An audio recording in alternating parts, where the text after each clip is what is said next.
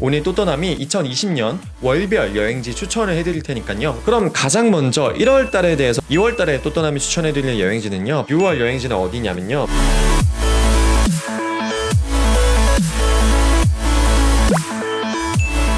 또떠남이 추천하는 7월달 여행지는 어디일까요? 바로 마추픽추입니다. 페루의 쿠스코 근처에 있는 마추픽추는 세계 7대 불가사의 중에 하나이고 모든 분들이 한 번쯤 방문하시길 원하는 정말 신기한 유적지 중에 한 곳인데요. 이 마추픽추 같은 경우는 건기에 가셔야 됩니다. 왜 건기에 가야 되냐면요, 우기에 가시면 비가 많이 내리고 그만큼 구름에 가려져서 마추픽추를 잘 보실 수 없을 수도 있습니다. 이 마추픽추의 건기는 5월달부터 8월달이기 때문에 그 사이에 여행하시면 좋고, 또 7월달이 그 중에서도 이제 비가 많이 안 오는 때이기 때문에 페루의 마추픽추 여행하시길 추천을 드리겠습니다. 저 같은 경우는 9월 말 10월 초에 마추픽추 여행을 했었는데, 그때는 제가 갔을 때만 해도 오전에 비구름이 잔뜩 껴 있었어요. 다행히 운이 좋게 시간이 지나면서 구름이 걷히긴 했는데, 처음에는 저도 그 마추픽추 보려고 거기까지 갔는데 내가 내 눈에 이 모습을 담고 오지 못하는 거 아닌가 엄청 걱정을 많이 했었거든요. 사실 그렇게까지 멀리 가서 헛걸음질 하시는 분도 많고, 또 그 맑은 날씨에 마추픽추를 보시기 위해서 똑같은 마추픽추를 이틀, 3일, 4일씩 가시는 분들도 봤어요. 그러니까 웬만하면은 확률을 최대한 높여서 맑은 마추픽추를 보시는 게 좋겠죠. 그런 의미에서 7월달에 마추픽추 가시길 추천드리고요. 또 마추픽추 말고도 7월달에 여행하시길 추천해드릴 만한 곳이 한 곳이 더 있어요. 바로 캐나다의 퀘벡입니다. 캐나다의 퀘벡은 아메리카에 있는 작은 프랑스다라는 얘기가 있죠. 예전에 이 퀘벡 지역이 프랑스의 식민지였고 프랑스 문화가 굉장히 깊이 뿌리를 내리고 있는 곳이기 때문에 지금도 가시면은 불어가 오히려 더 많이 쓰이는 모습을 볼 수 있고, 프랑스의 식문화나 프랑스의 재즈나 예술적인 그런 모습이 많이 담겨져 있는 지역이 바로 퀘벡입니다. 하지만 퀘벡은 굉장히 추운 곳 중에 하나예요. 세계 3대 겨울 축제 중에 하나인 퀘벡 윈터 페스티벌 같은 경우도 2월달에 열리고, 또 그만큼 겨울 문화가 뛰어난 곳 중에 한 곳이긴 하지만 관광지로서 가장 방문할 만한 시기는 7월달입니다. 왜냐면 이때가 날씨가 가장 쾌적하고요. 퀘벡의 중심지인 몬트리올이나 퀘벡시티에 재즈 페스티벌이나 음악 콘서트 같은 게 많이 열리거든요. 사실 이 퀘벡이 정말 아름다운 곳이긴 하지만 다소 조금 지루하다는 그런 평도 없지 않아 있는 도시인데, 만약에 7월달에 여행을 가신다면은 그런 약간 지루할 수 있는 부분도 그런 콘서트나 재즈 페스티벌을 통해서 충족시킬 수 있는, 보완할 수 있는 면이 있기 때문에 7월달에 퀘벡을 여행하시면 좋을 것 같습니다. 저 같은 경우는 캐나다가 단풍국이기 때문에 단풍을 보러 9월달에 여행을 갔었는데요. 그때도 사실 좋긴 좋았어요. 붐비지 않고 조용한 느낌이 있긴 했지만 아까 제가 말씀드렸던 것처럼 조금 좀 심심하다는 느낌이 있을 수도 있거든요. 저도 좀 느끼기도 했어요. 그렇기 때문에 웬만하면 그런 자연적인 면과 문화적인 면을 같이 즐길 수 있는 7월달에 퀘벡, 몬트리올 퀘벡시티 여행을 하시면 좋을 것 같습니다. 또떠남이 추천드리는 8월달 여행지는 어디냐면요, 한국인들이 가장 사랑하는 여행지 중에 하나인 서부 유럽입니다.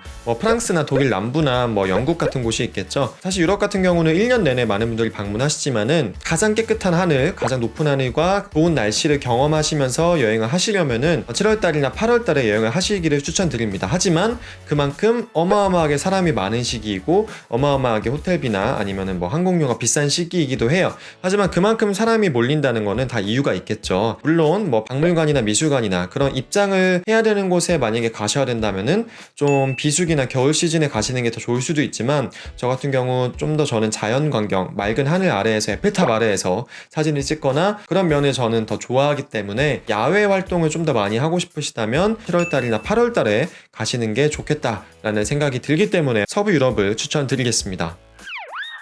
벌써 9월달까지 왔네요. 9월달 또떠남이 추천드리는 여행지는요, 아이슬란드입니다. 아이슬란드에 대한 여행을 꿈꾸실 때 가장 보고 싶은 것 중에 하나가 바로 오로라일 건데요. 영어로는 노던 라이트라고 하죠. 이 노던 라이트를 가장 보기 쉬운 계절이 4월달과 9월달입니다. 절기상 춘분이나 추분 때 이 노던 라이트를 가장 보기 쉽다고 해요. 왜냐면 이게 항상 볼 수 있는 게 아니고 볼 수 있을 수도 있고 볼 수 없을 수도 있기 때문에 가장 확률이 높을 때 방문하시는 게 저는 좋을 거라고 생각하기 때문에 9월달에 아이슬란드 방문하시는 게 좋을 것 같고요. 물론 아이슬란드가 이 오로라 말고도 볼 게 굉장히 많은데 그런 다른 점을 보기 위해서는 9월달이 최고의 시즌은 아닐 수가 있어요. 사실 이 아이슬란드도 굉장히 북극에 가깝고 날씨가 춥기 때문에 날씨가 따뜻한 7월달에 방문하시면 그나마 좀 쾌적한 날씨에서 그나마 덜 춥게 여행을 하실 수가 있지만, 또 이때는 굉장히 낮이 길고 밤이 짧은 시기이기 때문에 우리가 보고자 하는 그 오로라 절대 못 볼 수도 있습니다. 볼 수 있는 가능성이 가장 적은 시즌 중에 하나예요. 그렇기 때문에 다소 약간 좀 절충 아닌 9월달에 가셔서 오로라도 보시고, 그리고 트레킹도 하시고 간헐천이나 폭포나 굉장히 유명한 아이슬란드의 자연 경관도 함께 보시길 바라겠습니다. 또떠남이 추천하는 10월달 여행지는 어디일까요? 바로 빅토리아 폭포입니다. 빅토리아 폭포 어디서 들어본 적은 있을 거예요. 바로 세계 3대 폭포 중에 하나이자 아프리카에 있는 굉장히 큰 폭포입니다. 사실 어떻게 보면 아프리카에 있고 저희가 아프리카에 대한 막연한 두려움이 있기 때문에 이과수 폭포나 나이아가라 폭포를 보신 분들에 비해서 이 빅토리아 폭포를 보고 오신 분들이 많지도 않고 그만큼 굉장히 유니크한 여행지 중에 하나입니다. 하지만 저는 이 빅토리아 폭포 정말 강력하게 정말 추천을 드리는데요. 왜냐면 제가 직접 다녀왔고 너무너무 좋은 경험을 많이 했기 때문이에요. 빅토리아 폭포를 가실 때 굉장히 신경을 써야 되는 게 바로 언제 가냐입니다. 왜냐면 빅토리아 폭포는 앞서 말씀드린 것처럼 아프리카에 있고 뚜렷하게 건기와 우기가 나눠져 있는 곳에 위치해 있기 때문에 건기에 갈 것이냐 우기에 갈 것이냐 결정하셔야 돼요. 일단 건기에 가시면 이 폭포의 수량이 좀 적고요. 우기에 가시면 폭포의 수량이 굉장히 많습니다. 그렇게 생각하면은 내가 폭포 보러 갔으니까 당연히 수량이 많은 우기에 가야 되겠네 라고 생각하실 수가 있는데요. 이 빅토리아 폭포의 우기는 1월 중순부터 시작이 되는데 빅토리아 폭포가 워낙 거대하기 때문에 빅토리아 폭포 전체가 수량이 충분해지려면은 2-3개월 정도 물이 차는데 시간이 걸려서 한 4월달 정도가 돼야지만 이 수량이 가장 많은 시즌이 되는데요. 이때는 수량이 많아서 좋긴 한데 문제는 뭐냐면요. 너무 수량이 많아서 앞이 안 보일 지경입니다. 그러니까 여러분들이 폭포를 가서 봐야 되는데 수증기와 안개 때문에 폭포가 전혀 보이지 않는 상황이 발생할 수가 있는 거죠. 이 시기에는 여러분들이 폭포를 보시려면은 헬기를 탑승해서 비행을 하시면서 보시면 정말 거대한 빅토리아 폭포의 모습을 보실 수가 있습니다. 하지만 내가 정말 그 폭포 근처까지 가서 보지 못한다는 단점이 있죠. 그렇기 때문에 저는 건기에 빅토리아 폭포를 보러 가시길 추천드립니다. 건기 중에서도 10월달이나 9월달에 여행하시기 굉장히 좋은 게 이 빅토리아 폭포에 가시면 꼭 하셔야 되는 액티비티가 있어요. 3가지가 있는데 첫 번째 래프팅이 있습니다. 이 빅토리아 폭포의 래프팅 코스는 세계에서 손에 꼽히는 래프팅 코스예요. 그만큼 코스가 굉장히 길고 정말 익사이팅하다는 걸 느끼실 수가 있습니다. 해보시면. 그리고 굉장히 다양한 코스를 가지고 있는데요. 이 래프팅 같은 경우는 8월달부터 1월달 사이에 래프팅을 하실 수가 있습니다. 우기 때는 비가 너무 많이 와서 수량이 너무 많아서 이 물살이 너무 세기 때문에 래프팅을 하실 수가 없어요. 또 이 래프팅 말고 꼭 해보셔야 되는 것 중에 하나가 악마의 수영장을 가보는 것입니다. 악마의 수영장, 무슨 수영장 이름이 악마의 수영장이냐 궁금해하실 수가 있는데 이 폭포의 가장자리에 위치한 인공 수영장이 아닌 자연이 만든 수영장인데요. 이것도 역시 물살이 셀 때는 당연히 그 폭포의 가장자리에 있으면 그냥 쓸려 내려가겠죠. 그렇기 때문에 물살이 약한 시즌에만 이 수영장이 오픈을 하는데요. 이때가 바로 8월 중순부터 1월 중순입니다. 래프팅 시즌하고 거의 비슷하죠. 그리고 또 한 가지 경험하셔야 되는 게 초배 사파리 투어가 있는데요. 여러분들이 흔히 아프리카 하면 생각하시는 그런 초원 있죠. 초원에 막 누구가 뛰어다니고 얼룩말을 뛰어다니고 사자가 있고 그런 곳이 사실 가장 유명한 곳이 케냐나 탄자니아의 사파리지만 사실 그 못지않게 유명한 곳이 이 빅토리아 폭포 근처에 있는 초배 사파리입니다. 근데 이 사파리를 가실 때는요. 건기에 가셔야 돼요. 왜냐면 국립공원이 진짜 넓은데 넓은 국립공원에 있는 야생동물을 찾아다녀야 되는데 보기가 쉽지 않을 거잖아요.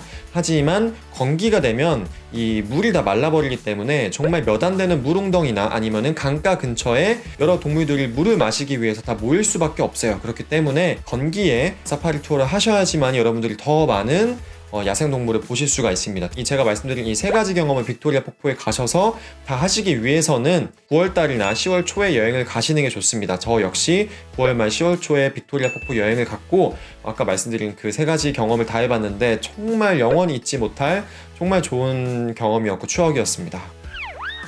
자, 이제 11월달, 12월달 딱 2곳 남았네요. 여러분들에게 또떠남이 추천드리는 11월달 여행지는요, 바로 아르헨티나의 수도 부에노스아이레스입니다. 사실 부에노스아이레스는 저는 가보지는 못했지만 너무너무 가고 싶은 곳 중에 한 곳이어서 항상 이곳이 언제 가면 좋은지 어떤 곳이 있는지 뭘 볼 게 있는지 제가 고민하고 찾아본 곳 중에 하나인데요. 부에노스아이레스 같은 경우는 남반구에 위치해 있기 때문에 한국의 겨울에 가셔야지만이 이 남반구의 여름 시즌에 여행을 하실 수가 있습니다. 하지만 부에노스아이레스가 한여름인 12월이나 1월달에는 다소 최고 기온이 거의 30도에 육박하고 30도가 넘어갈 때도 많은 그런 좀 더운 날씨를 가지고 있기 때문에 본격적인 여름이 시작되기 전인 11월달이 약간 쾌적한 기온에서 여러분들이 여행을 하실 수가 있습니다. 부에노스아이레스 같은 경우는 아르헨티나의 수도이기도 하고 탱고의 고향이기도 하죠. 그리고 또 무엇보다 부에노스아이레스를 여행해야 되는 이유 중에 하나가 이곳이 전 세계에서 3번째로 소고기를 많이 생산하는 국가 중에 하나고요. 하지만 그만큼 아르헨티나 사람들이 또 소고기를 많이 먹어서 전 세계에서 가장 많은 소고기를 소비하는 곳이 아르헨티나고 그 소고기 문화가 많이 발달한 곳이기도 합니다.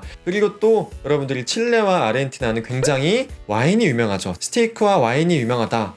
뭐 더 설명할 거 없죠. 정말 꼭 방문해야 될 곳 중에 하나라는 생각이 드시죠. 또 이 부에노스아이레스가 남미의 파리다라는 닉네임이 있을 만큼 정말 예술적으로도 그리고 문화적으로도 굉장히 감성 있는 도시이기 때문에 11월 달에 여러분들이 아르헨티나의 수도 부에노스아이레스 가서 소고기도 먹고 탱고도 배우고 좋은 날씨에 정말 자연환경도 보고, 그리고 또 아까 제가 2월 달 여행지로 추천드린 파타고니아 같은 곳도 같이 묶어서 가신다면은 굉장히 좋은 여행이 될 수 있지 않을까라는 생각이 듭니다. 또또남이 추천하는 12월 여행지를 말씀드리기 앞서서 제가 옷하고 좀 바뀌었죠?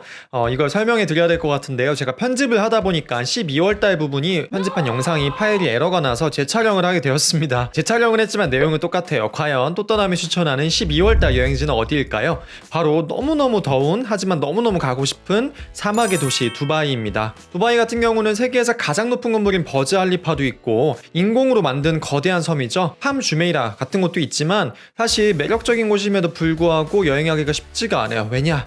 너무 덥기 때문이죠. 두바이의 여름인 6월부터 8월까지는 최고 기온이 40도, 최저 기온도 30도가 넘어가는 어마어마하게 더운 날씨를 보여줍니다. 저 같은 경우 9월 말에 갔었는데도요, 여전히 더웠어요. 그나마 밤이 되면 조금 나았지만은 여전히 습기도 굉장히 많고 벌레도 좀 있고 해서 여행하기에 쾌적하다는 느낌은 아니었는데요. 하지만 이 두바이도 12월 달이 되면 최저 기온이 10도대로 떨어지고 최고 기온도 26도 정도로 비교적 여행하기에 적합한 날씨가 됩니다. 그러니까 두바이 여행하실 때는 12월 달이나 1월 달에 여행을 하셔야겠죠. 뿐만 아니고 12월 말부터 1월 달까지는 두바이 쇼핑 페스티벌도 열리니까요. 쇼핑을 좋아하시는 분들이라면 역시 이때 놓치지 않고 가시면 좋을 것 같다는 생각이 듭니다.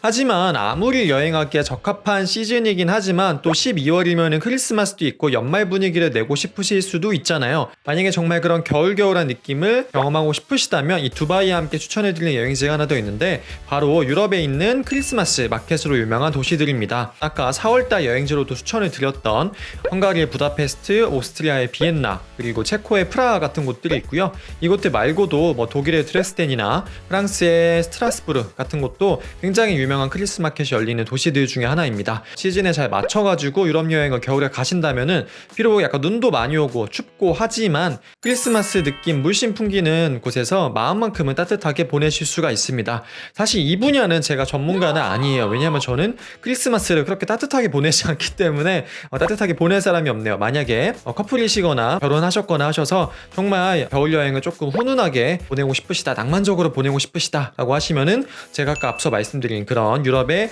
크리스마스 마켓이 유명한 곳으로 여행을 떠나시면 좋을 것 같습니다. 지금까지 또또남이 추천해드리는 월별 여행지에 대해서 말씀을 드렸고요. 이 시리즈 말고도 후속편으로 월별 휴양지 추천 그리고 중단거리 여행지도 추천을 해드릴 예정입니다. 워낙 지금 시기가 여행하기 좀 좋은 시기는 아니어서 그 추천은 조금 시기가 지나면 제가 영상을 찍어서 올릴 예정이니까요. 조금만 기다려 주시고요. 그리고 무엇보다 여행은 안전이 가장 중요한 거 아시죠? 건강 신경 쓰시고 안전에 유의하셔서 2020년에도 건강한 여행, 튼튼한 여행 하시길 바라겠습니다. 그럼 저는 오늘 여기까지 하겠습니다. 저는 지금까지 또또나는 남자 또또남이었습니다. 감사합니다.